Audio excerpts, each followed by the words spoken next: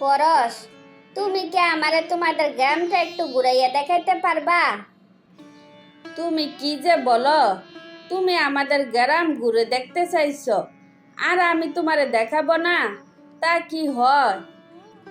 সত্যি তুমি আমারে ঘুরতে নিয়ে যাবা? আমি এখনো বিশ্বাস করতে পারতাছি না তোমার সাথে আমি ঘুরতে যাব। আমি কি বাঘ নাকি ভাল্লুক যে তুমি বিশ্বাস করতে পারতাছো না? কি কথা বলছো না কেন? সবাই তোমাকে যে পরিমাণ ভয় পা, বাঘ ভাল্লুকের চাইতে কম কি? তোর ছোট বড় সবাই তোমাকে এত ভয় পায় কেন? সবাই আমারে ভয় পায়, তুমি কি আমারে ভয় পাও না?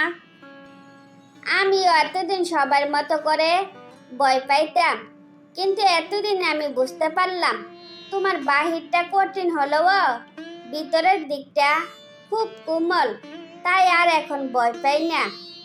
তুমি কিভাবে বুঝলা আমার মনটা অনেক কোমল? গতদিন তোমার ছোট বোন একটু পায়ে ব্যথা পাওয়াতে তুমি যা করছো তা দেখে বুঝলাম তুমি দেখতে যতটা কঠিন তোমার মনটা অতটা কঠিন না। তাই তো তোমার সাথে ঘোরার সাহস পাইলাম। তোমার সাহসের মান তো আমাকে রাখতে হবে। চলো তোমাকে গ্রাম ঘুরিয়ে নিয়ে আসি।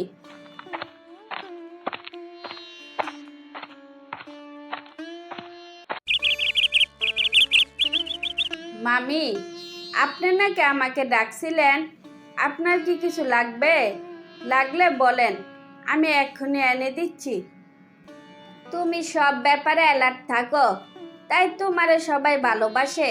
কিন্তু তোমার একটা দিক আমার ভালো লাগে নাই, তাই তোমার সাথে আমি কথা বলতে আসছি।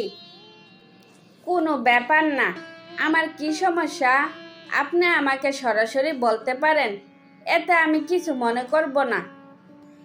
তোমার সব দিক ঠিক আছে, কিন্তু রাহা তোমার সাথে এখানে সেখানে ঘুরতে যায়, তা আমার মোটেও ভালো লাগে নাই। আমি চাই না তুমি ওরে নিয়া এখানে সেখানে যাও। মামি, আপনি এসব কি বলেন? ওই আমার কাজিন, ও ঘুরতে চাইছে, ওরে আমি ঘুরাবো না? কই, আমি তো ওরে নিয়া কোনো নেগেটিভ চিন্তা করি না। তাইলে আপনার মনে এসব চিন্তা আসছে কেন? তুমি এইসব বুঝবে না। যে মেয়ে এখানে আসতে চায় নাই, সেই মেয়ে এখন এই বাড়ি থেকে যাইতে চাচ্ছে না। ও এখন ছোট, ওর মাঝে এখন আবেগ কাজ করছে। ও এখন যা দেখবে ওর কাছে তাই ভালো লাগবে, কিন্তু আমি তা চাই না। মামি, আপনি নিশ্চিন্তে থাকতে পারেন, এমন কিছু হবে না যা আপনি পছন্দ করেন না।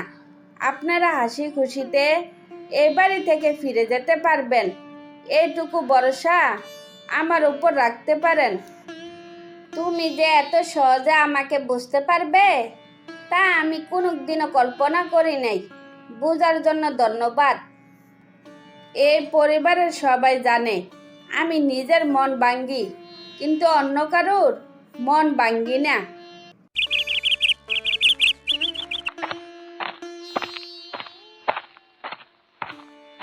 কি ব্যাপার মামা, তুমি আর রাহা এই অসময়ে এখানে? তোমরা কি কিছু বলবা নাকি?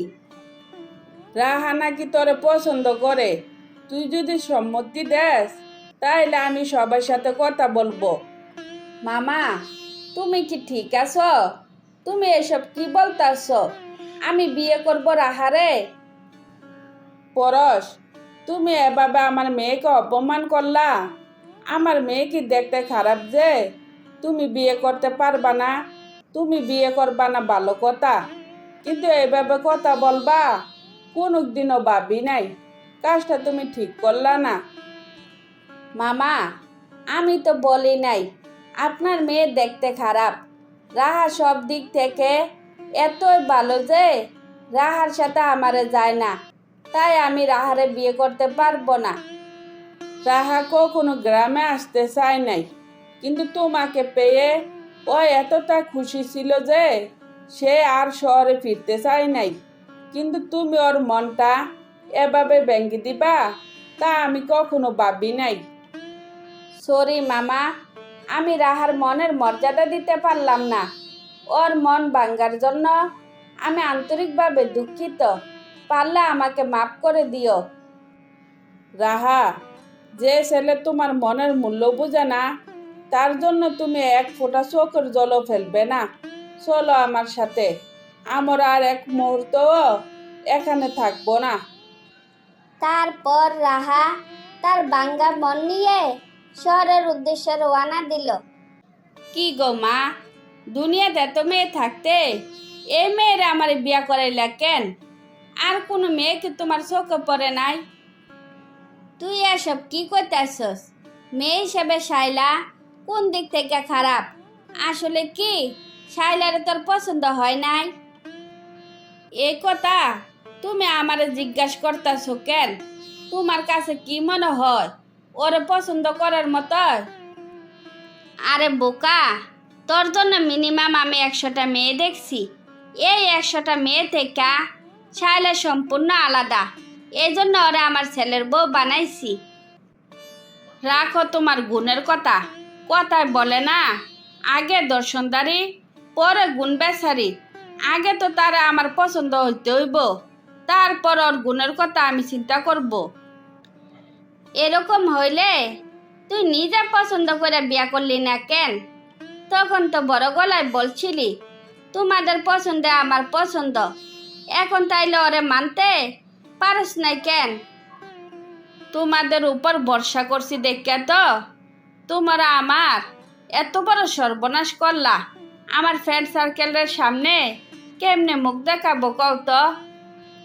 এই বউটা তোর ফ্রেন্ড সার্কেলের না।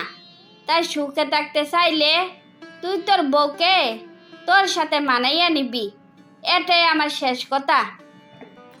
মা, বউরে না হয় মানাইয়া নিলাম, কিন্তু এমন একটা পরিবারে আমারে বিয়া করাইলা, আত্মীয় স্বজন বন্ধু বান্ধব নিয়ে যে একদিন বেড়াইতে যাব সে সুযোগটাও নাই। তোর বন্ধু বান্ধব আমার বাড়িতে বেড়াইব, তোর শ্বশুর বাড়িতে গিয়ে বেড়াইতে হইব না। দেখব তোর বন্ধু বান্ধব কত খাইতে পারে। কি রে, আর কোনো অজুহাত আছে? অজুহাত দেখাইয়া তোমার সাথে কি কোনোদিন আমি পারছি? যে বউ আইনা দিছ তাতে আমি খুশি।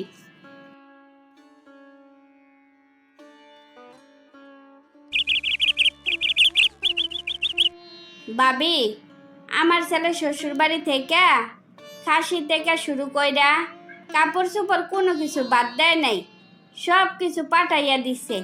তো নিয়ালের শ্বশুর বাড়ি থেকে কি কিছু পাঠায় নাই? ছেলের শ্বশুর বাড়ি থেকে কিছু পাঠাইতে হইব। সংবিধান থেকে পাশ করা হয়েছে নাকি? ও, তুমি আমার এই কথা বলতাছো কেন?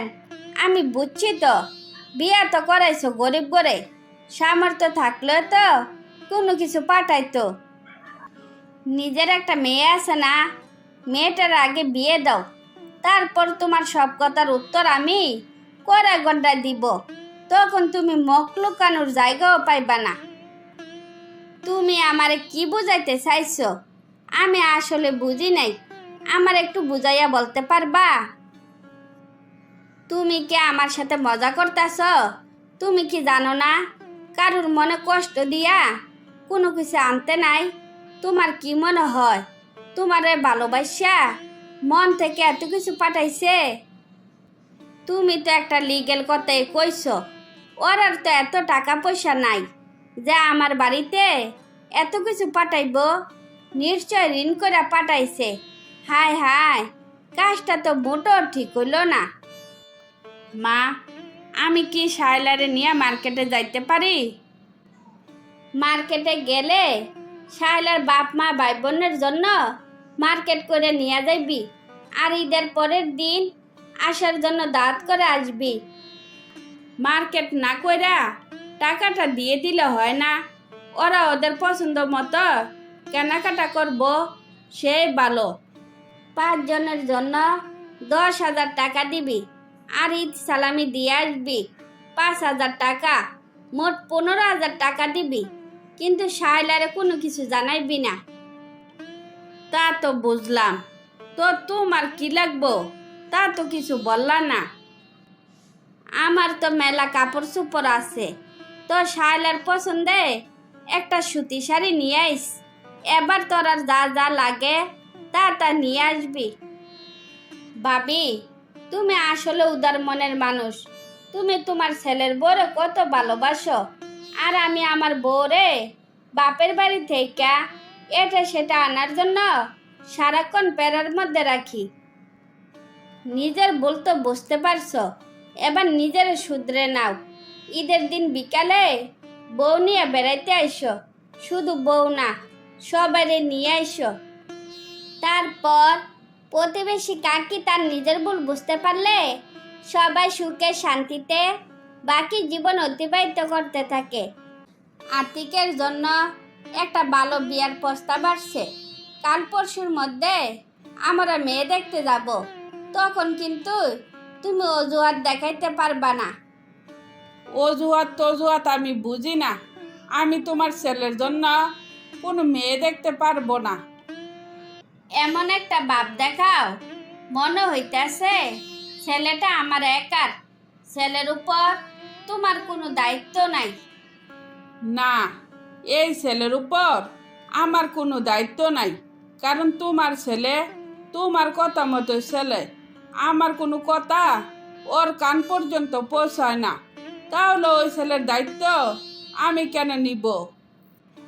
বেশি ন্যাকামি করো না, তোমাকে আমাদের সাথে যেতে হবে, এটাই আমার শেষ কথা। অসম্ভব কথা। আমি একজন বাবা হইয়া কোনো মেয়ের জীবন আমি নষ্ট করতে পারবো না, তাই আমি তোমাদের সাথে যাব না, এটাই আমার শেষ কথা।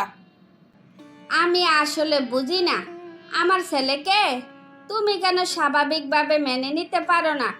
আমার ছেলের অপরাধটা কি আমি শুনি।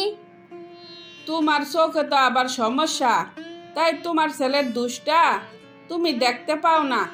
যে ছেলে ঠিক মতো বাসায় ঘুমায় না, কই থাকে কি করে তাও জানি না, ওই ছেলেরে করাইবা বিয়া? এখন ওর বয়স কম, বন্ধু বান্ধবের সাথে পার্টিতে যায়। যখন বিয়া করাইয়া দিব তখন ঠিকই সংসারী হইয়া যাইব।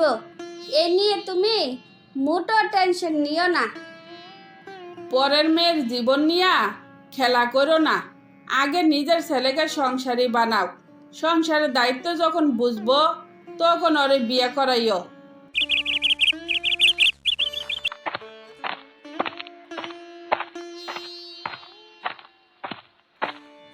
আপনি এই সাত সকালে কোথায় থেকে আসলেন?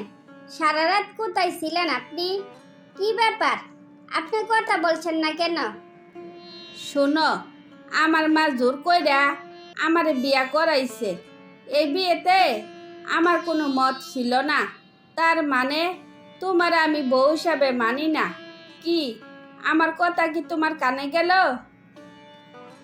আমারে যদি বউ হিসেবে না মানেন তাহলে আমারে বিয়া করছেন কেন? আমার মা কি সাইডা আমারে এই বাড়িতে দিয়ে গেছিল? এই, এটা ভদ্রলোকের বাড়ি, এখানে কেউ উচ্চস্বরে কথা বলতে পারে না। মন চাইলে থাকো, নইলে সুজা বাপের বাড়ি চলে যাও, কেউ তোমাকে আটকাবে না। এই আপনার ভদ্রলোকের বাড়ির নমুনা? আমি তো জানি ভদ্রলোকের বাড়ির ছেলেরা গভীর রাতে বাড়ির বাইরে থাকে না। কথাটা কি আমি ভুল বলছি? ভুল বলো আর ঠিক বলো না কেন, আমি এরকমই। নিজের আমি শুধরাইতে পারবো না। মায়ের কথা থেকে বাঁচতে গিয়া তোমারে আমি বিয়া করছি, তাই আমি কোথায় থাকি কি করি কোনো ব্যাপারে তুমি ইন্টারফেয়ার করতে পারবা না।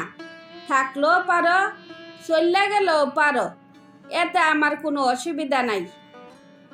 ঠিক আছে, আমি কোনোদিনও জানতে চাইবো না আপনি কোথায় থাকেন কি করেন। যদি আপনার কোনো কিছুর প্রয়োজন পড়ে আমাকে নক করেন। আপনি ঘুমান, আমি তাহলে যাই। বৌমা, আমি একটা কথা বলি, যে ছেলে এই 3 বছরে তোমার সাথে তিনটা কথাও বলে না, তার জন্য তুমি কেন অপেক্ষা করবা? আমি বলি কি, তুমি চইলা যাও। আপনি তো আমার অনেক ভালোবাসেন, বাবা হিসাবে একটা দায়িত্ব পালন করেন। আমি দেশের বাইরে গিয়া এমবিএ করতে চাই। আগে আইল টেস্ট করো, টাকা পয়সা যেখানে যা লাগবো আমি তা দিব। আমি বাচ্চা থাকতে তোমার সুন্দর একটা ভবিষ্যৎ দেখতে যাইতে চাই। যেখানে থাকো না কেন আমার সাথে যোগাযোগ রাখিও। আপনি আমার জন্য যা করছেন তার কোনো তুলনা হয় না। পৃথিবীর যে প্রান্তে থাকি না কেন আপনার সাথে আমার যোগাযোগ থাকবে। আপনি বসেন, আমি চা নিয়ে আসি। কি ব্যাপার, তুই আজকে বাসা? তোর বন্ধু বান্ধব কি দেশে নাই? কি রে, তোর মন খারাপ কেন? কি হয়েছে তোর? বাবা, আমার কোনো কিছু ভাল লাগতাছে না। আমার না খুব অস্থির লাগতাছে। বাবা, পিয়া কি বাড়িতে নাই? পিয়ারে দেখতাছি না যে। এত বছর পর পিয়ার কথা তোর মনে পড়লো? তোর সাথে সংসার করার জন্য মেয়েটা প্রায় 60 বছর অপেক্ষা করছিল, কিন্তু তুই ওরে কোনো পাত্তে দিলি না, তাই পিয়া চলে গেছে। বাবা, ও বাবা, আমি একেবারে ভালো হয়ে যাব। তুমি শুধু পিয়ারে ফিরে আনো।